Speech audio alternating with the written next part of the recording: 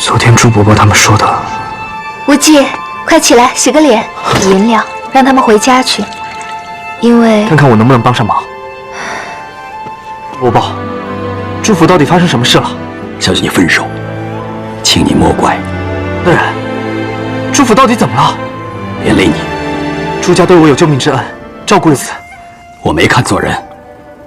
姚二弟带来恩公死讯的时候，还得谢逊毛狮王。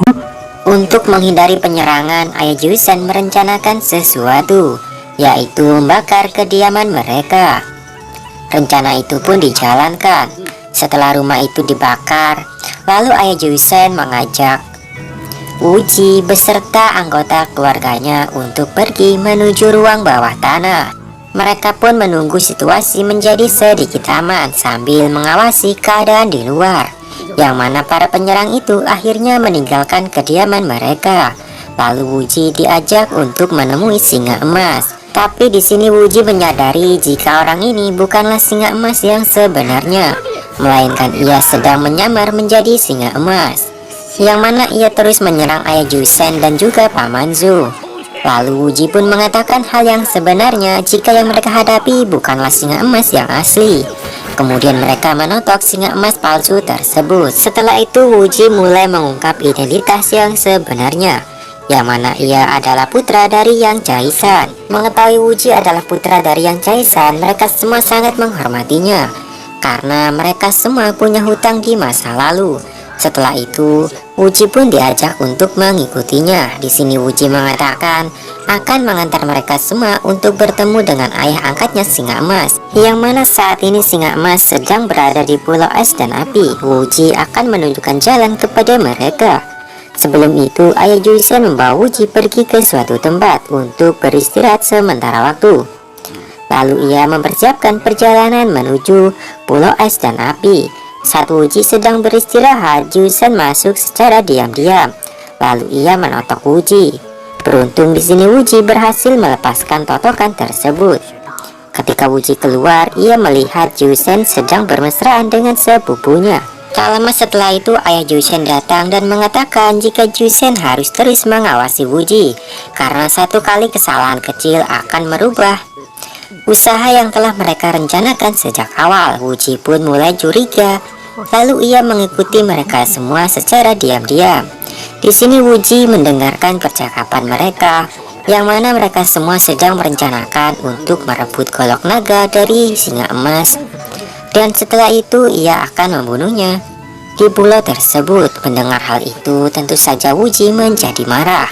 Ia merasa kalau selama ini telah terjatuh dalam perangkap keluarga Jusen, yang mana mereka hanya memanfaatkan Wuji untuk memberi petunjuk arah menemukan keberadaan Singa Emas. Mengetahui hal itu, Wuji pun segera pergi menuju ke kamarnya, dan saat Jusen memeriksa kamar itu, Wuji tak ada di sana. Lalu sontak saja hal itu membuat mereka menjadi panik dan mulai mencari keberadaan Wuji. Saat menemukan Wuji, di sini Wuji malah berlari untuk menghindari kejaran mereka. Hingga pada akhirnya Wuji terjebak di suatu lembah yang tak ada jalan lain selain tepi jurang di sisinya. Wuji yang mengetahui kalau mereka hanya ingin merebut golok naga, ia tak ingin kembali dengan mereka. Jusen pun berpura-pura akan bunuh diri. Saat Wuji lengah, Ayah Jusen menyerang Wuji. Beruntung di sini Wuji berhasil melepaskan diri dan terpaksa melompat ke dalam jurang, yang mana hal itu diikuti oleh Ayah Jusen. Beruntung saat mereka berdua terjatuh, ada sebuah pohon yang menahan mereka, sehingga Ayah Jusen dan Wuji berhasil selamat. Tapi saat keluar dari tempat itu, ternyata mereka malah terjebak di suatu tebing yang tak berujung. Di sini Ayah Jusen menyalahkan Wuji karena ulahnya akhirnya ia tak bisa kembali ke atas. Lalu Ayah Jusen pun menyerang Wuji. Di sini Wuji yang terdesak lalu melarikan diri ke dalam celah sempit yang ada dalam tebing tersebut. Ayah Jusen mencoba mengejar Wuji, namun karena lubang itu terlalu sempit, Ayah Jusen tersangkut. Wuji pun membantunya untuk keluar dari tempat itu. Setelah itu Wuji terus melanjutkan perjalanannya, sampai akhirnya Wuji keluar di sisi tebing yang lain, yang mana di sisi ini pemandangannya jauh lebih indah. Tapi Wuji yang merasa senang, akhirnya ia pun menjadi sedih kembali karena tebing ini juga tak berujung. Wuji yang putus asa, ia pun bersantai menghabiskan waktunya sambil memakan buah yang ada di sana. Lalu Wuji teringat dengan ayah Jusen. Ia kemudian membagi buah yang ia petik kepada ayah Jusen. Di sini ayah Jusen yang menerima buah dari Wuji, ia sangat berterima kasih. Tak lama setelah itu, racun dalam tubuh Wuji kembali kambuh sehingga Wuji merasa kedinginan. Keesokan harinya, Wuji menangkap seekor ikan, lalu ia membakar ikan itu. Di sini Wuji menikmati kehidupannya yang dalam keadaan tenang. Lalu Wuji mendengar seekor kera yang kesakitan. Saat Wuji memeriksanya, ternyata kera ini sedang terluka. Kemudian Wuji pun membalut luka yang ada di kaki kera tersebut. Setelah itu, seperti biasa, Wuji berbagi makanan dengan ayah Jusen. Sementara itu, di tempat lain, Sekte Image sedang melakukan latihan. Di sini terlihat jelas kakak pertama dari perguruan Sekte Image terlihat begitu tangguh. Ia dengan mudah mengalahkan semua murid yang ada di sana. Melihat hal itu, gurunya pun memuji keterampilannya, yang mana ia dalam waktu singkat telah berhasil menguasai kemampuan yang ia ajarkan kepadanya. Kemudian Zoro diminta gurunya untuk bertanding melawan kakak pertama. Zoro pun maju untuk menghadapi kakak pertama, yang mana di sini secara mengejutkan Zoro berhasil mengimbangi kemampuan kakak pertama dan berhasil mengalahkannya. Hal itu membuat kakak pertama menjadi kesal kepada Zoro. Setelah kejadian itu, kakak pertama pun mendatangi Zoro yang sedang di dapur. Di sini ia menampar Zoro dan mempermalukannya di hadapan para murid yang lain. Zoro pun tak bisa melakukan apa-apa. Kemudian kakak pertama kembali menantang Zoro. Di sini Zoro sengaja mengalah dalam pertandingan kali ini. Hal itu membuat kakak pertama menjadi besar kepala dan merasa jika kemampuannya berada di atas Zoro. Sementara itu, Wuji yang sedang tertidur, ia dikagetkan dengan kehadiran seekor monyet yang mendekatinya. Ternyata monyet itu tengah terluka dan merasa kesakitan. Lalu Wuji berusaha menyembuhkan monyet itu. Di sini Wuji merasa ada yang aneh dalam tubuh monyet tersebut. Lalu Wuji pun mengeluarkan benda yang ada dalam tubuh monyet itu. Ternyata benda itu adalah kitab 9 jurus matahari. Di sini Wuji merasa sangat terkejut. Lalu Wuji pun mempelajari jurus 9 matahari yang ada dalam kitab itu untuk menyembuhkan racun yang disebabkan oleh telapak Zuanming.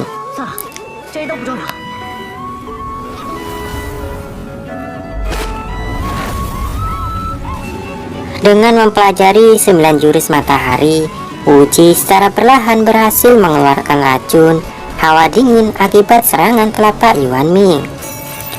Di tempat lain, Zoro berlatih ilmu pedang secara diam-diam. Lalu datang seseorang yang misterius, yang mana orang ini menyerang Zoro dengan kemampuan pedang yang begitu kuat. Tapi Zoro berhasil mematahkan serangannya.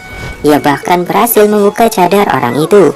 Mengetahui orang itu adalah gurunya, di sini Zoro merasa bersalah. Tapi gurunya merasa sangat bangga karena Zoro telah berhasil menguasai semua teknik yang ia ajarkan. Setelah itu, gurunya pun mulai merawat luka yang ada di tangan Zoro. Di sini gurunya sangat terkesan dengan kemampuan pedang yang dimiliki Zoro. Ia melihat potensi Zoro untuk mengasah kemampuan pedang lebih baik daripada murid yang lain. Setelah itu, gurunya pun ingin Zoro beristirahat lebih awal. Keesokan harinya, gurunya mengumpulkan semua murid untuk berlatih.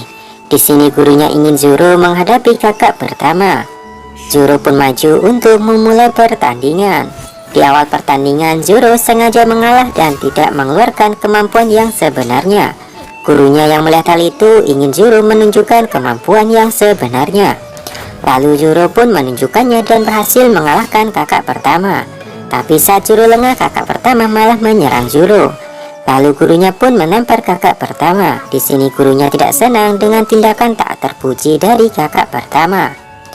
Kemudian Zoro diminta untuk menghukum kakak pertama dengan menyayat tangannya. Lalu setelah itu ia ingin agar semua murid belajar dari Zoro. Setelah kejadian itu, kakak pertama menjadi sangat kesal terhadap Zoro. Saat Zoro datang dengan membawa obat, kedatangannya tidak disambut dengan baik oleh kakak pertama, karena ia merasa sekarang gurunya lebih menyukainya ketimbang dirinya. Hal itu membuat kakak pertama tidak ingin Zoro mendekatinya. Setelah itu Zoro pun segera pergi meninggalkannya. Sementara itu Wuji yang terus memperdalam mempelajari ilmu jurus 9 matahari, ia telah berhasil mencapai tahap 3 dan telah mengeluarkan racun sebesar 70% dari tubuhnya. Setelah berhasil mengalahkan kakak pertama, gurunya di sini ingin agar Zoro suatu saat nanti menjadi penerus sebagai pemimpin sekte Imai, karena gurunya melihat kemampuan pedang yang dimiliki Zoro begitu hebat. Tapi Zoro di sini merasa jika ia tak mampu untuk mengemban tugas menjadi pemimpin klan sekte.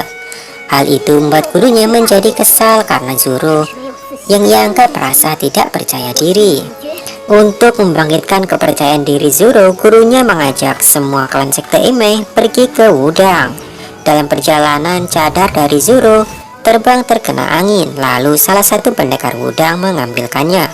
Setelah kejadian itu, pendekar Wudang tersebut mulai melukis wajah Zoro.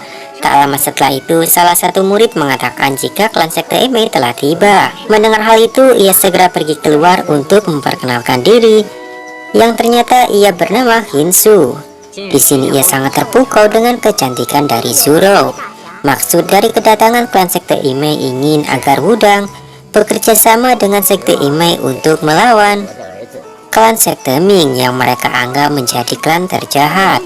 Tapi karena guru besar Wudang sedang bertapa, maka kakak pertama dari klan sekte Wudang tidak bisa memutuskan masalah ini sendirian. Mendengar jawaban itu, pemimpin sekte klan Imai menjadi tidak senang. Saat pemimpin sekte Imai ingin pergi, di sini Hingsun mengatakan kepada mereka jika bisa bekerja sama dengan Wudang, maka tidak menutup kemungkinan untuk mengajak sekte Kunlun dan sekte Shaolin bergabung guna bisa melakukan penyerangan lebih besar dan efektif untuk mengalahkan sekte Ming. Hal itu pun diterima oleh pemimpin sekte Imai. Saat Zoro sedang memasak, Hingsun datang untuk membantu. Lalu ia meminta maaf atas kejadian di masa lalu, yang mana waktu itu ia mengambil boneka belalang dari rumput tempurian Wuji terhadap Zoro. Tapi Zoro tak ingin membahas masalah itu. Kemudian Hingsun mendatangi paman ketujuh. Ia meminta agar paman ketujuh membuatkan boneka belalang untuknya. Lalu ia menggantung boneka belalang itu dan memberikannya kepada Zoro.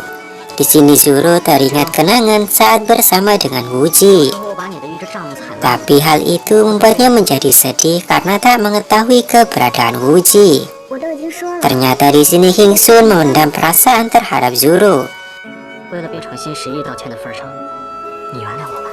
Sementara itu Wuji yang terus memperdalam ilmu 9 jurus matahari, akhirnya ia berhasil menguasainya dengan sempurna dan berhasil menyembuhkan lukanya. Lalu Wuji mendatangi ayah Jiusan yang berada di sisi tebing.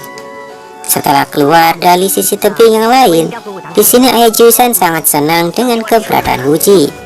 Tiba-tiba ia melakukan serangan, tapi ayah Jiusan terpental akibat jurus 9 matahari yang Wuji kuasai. Saat Wuji mengatakan jika ia telah menguasai jurus 9 matahari, ayah Jiusan berusaha mencari kitabnya. Wuji mengatakan jika ia tak membawa kitab itu dan meninggalkannya di sisi tebing yang lain. Tanpa ia sadari, ayah Jiusan merencanakan sesuatu, yang mana ia berpura-pura terjatuh, dan Wuji pun masuk ke dalam perangkapnya, sehingga Wuji berhasil ia jatuhkan dari tebing tersebut.